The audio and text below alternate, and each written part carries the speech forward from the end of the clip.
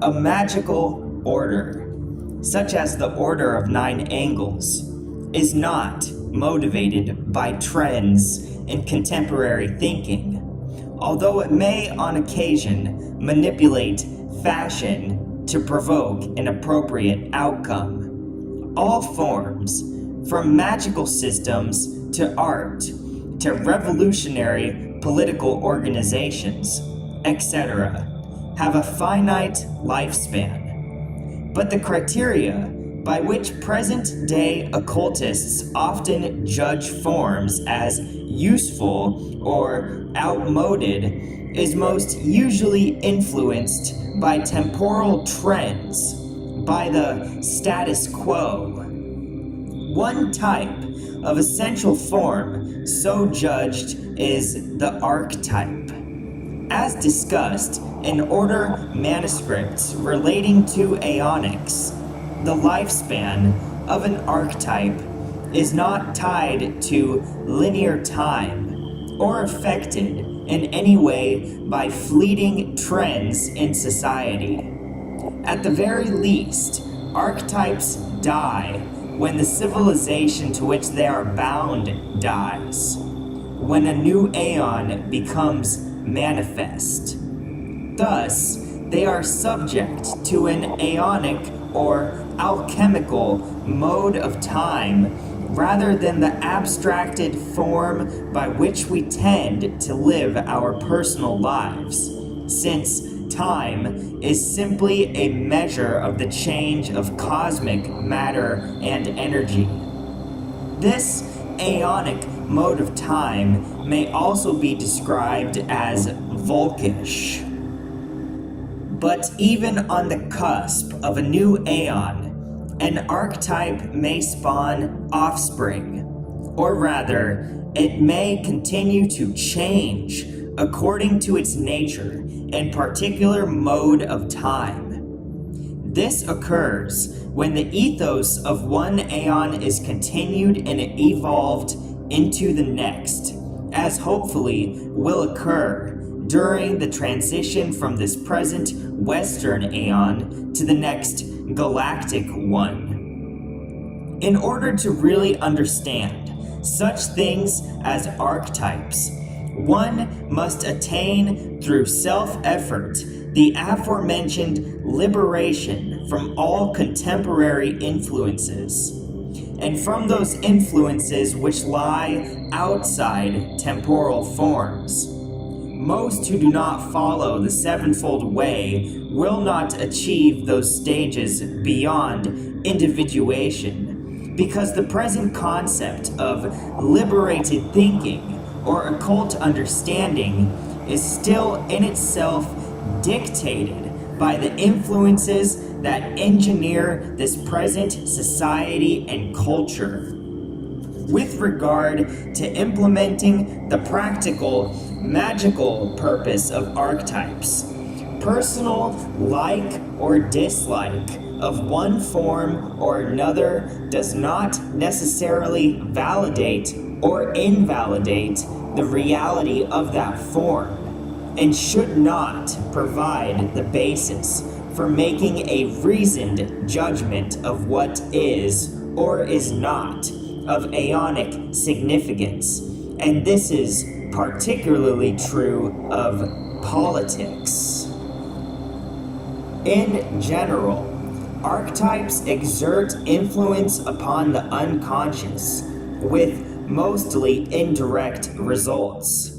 However, Satan, or perhaps more accurately, Satanas, is a numinous symbol, a living, earth-based manifestation of the acausal. As such, Satan is that force made conscious, and the gateway through which we as sentient beings become the will of the cosmos. Satan, therefore, is the esoteric word, image, vibration, chant, and deed of cosmic evolution itself. The magic of Satan and the dark gods in general are for us the keys to that evolution. How present or past cultures view Satan is not entirely relevant and should not be seriously considered by those attempting to form a judgment. Again, the reality has to be experienced. A sinister organization, and Satanas is the epitome of the sinister, is imbued with that reality and seeks to increase the cosmic tides via its works in the real world. Thus, the chaos trend of viewing all causal forms as merely means towards the occult attainment of some thing is mistaken, because in this, a purely causal frame of reference, particularly in terms of time, is used to judge that which actually possesses both causal and acausal components.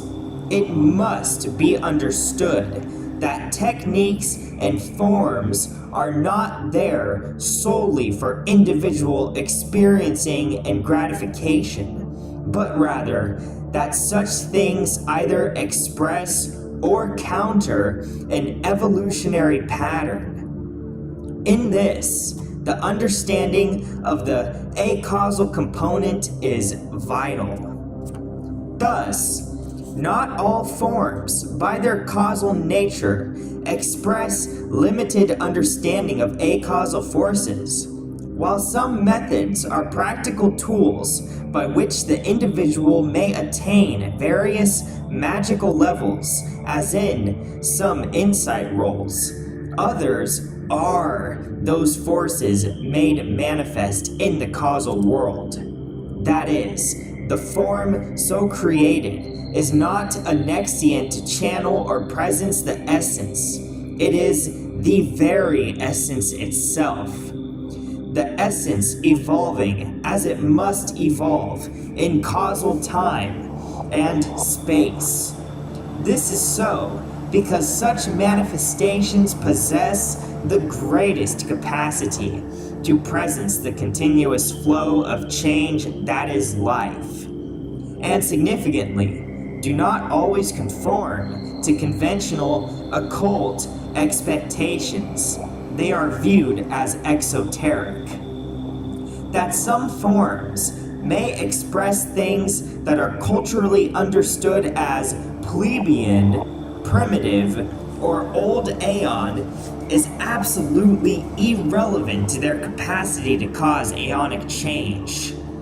The discernment requires the satanic qualities of insight, knowledge, intuition, and reason. For those unique individuals whose destiny is tied to such a form, there is no living of that form while hiding the esoteric reality, the esoteric wisdom, the occult aspect. There is no clever deceit, no skilled manipulation, because the form created is the reality, is that esoteric wisdom made real and practical.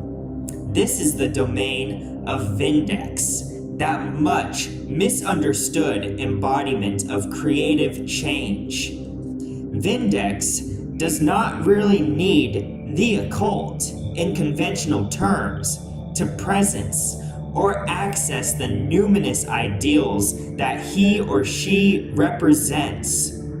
Such things, in this case, only obscure the essence of change, of evolution, as they can often distance a person from the creative numen which can and does provoke such an evolution. Because of the nature of human consciousness, we possess the capability to extend and create symbols and forms, such as language, or more simply sound. which could describe the essence itself. Not all abstract symbols, whether mathematical, magical, or other, need inherently and ultimately obscure the essence. Neither is it in their nature, or in the nature of any form for that matter, to presence the acausal by purely intellectual procedures. In this, we need to understand and integrate with existing numinous symbols in order to spawn completely new forms. This initial confrontation and then synthesis of opposites in terms of the psyche allows the necessary organic and latent relationship to develop between human life and symbols and other forms.